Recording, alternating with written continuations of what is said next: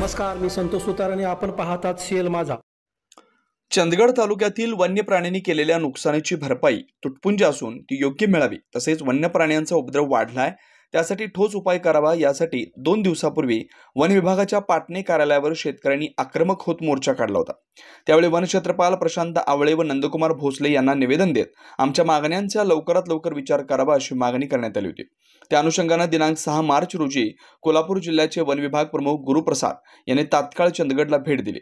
शेतकऱ्याला गुंठ्याला 3,000 रुपये नुकसान भरपाई मिळावी, वन्य प्राण्यांचा कायमचा बंदोबस्त करावा, जळाऊ लाकडांना परवानगी मिळावी अशा निवेदनातील 10 ते 12 मागण्यांच्या बाबतीत चर्चा करण्यात आली.